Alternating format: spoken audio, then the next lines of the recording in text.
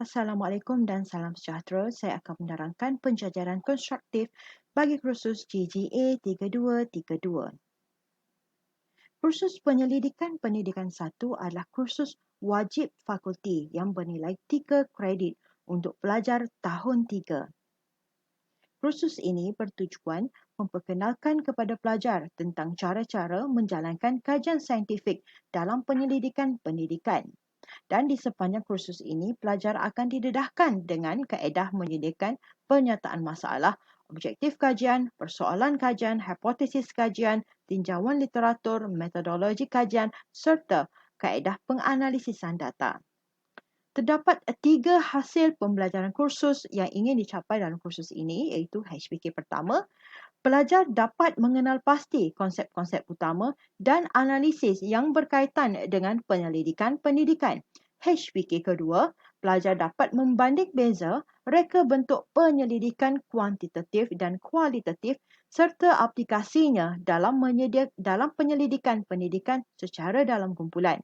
Untuk HPK ketiga, pelajar berkebolehan mengaplikasikan kemahiran penyelidikan dalam pendidikan dengan cekap dan berkesan.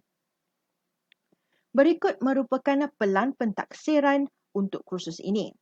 Bagi HPK yang pertama, yang melibatkan tahap taksonomi C3, kaedah pentaksiran adalah melalui peperiksaan akhir yang membawa 50 markah. Untuk HPK yang kedua, yang melibatkan tahap taksonomi A4, kaedah pentaksiran adalah secara tugasan kumpulan. Dan untuk HPK yang ketiga, yang melibatkan tahap taksonomi P5, kaedah pentaksiran adalah secara tugasan individu yang membawa markah 30 markah. Pelajar perlu menyediakan latihan penulisan cadangan penyelidikan. Berikut merupakan justifikasi pemberat bagi setiap penilaian yang digunakan dalam kursus ini, iaitu peperiksaan, tugasan individu dan juga pembentangan tugasan kumpulan.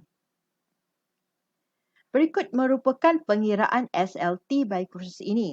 Terdapat 12 topik yang perlu dipelajari. Kaedah penyampaian bagi setiap topik secara umumnya adalah melalui kuliah dalam talian dan juga sesi tutorial. Walau bagaimanapun, untuk beberapa topik seperti tinjauan literatur, terdapat tambahan aktiviti iaitu seminar yang dianjurkan oleh PTSL yang mendedahkan pelajar kaedah untuk melakukan pencarian literatur menggunakan perkhidmatan yang disediakan oleh perpustakaan. Dan bagi topik analisis data kuantitatif dan kualitatif, terdapat tambahan aktiviti secara asinkronis bersama pelajar.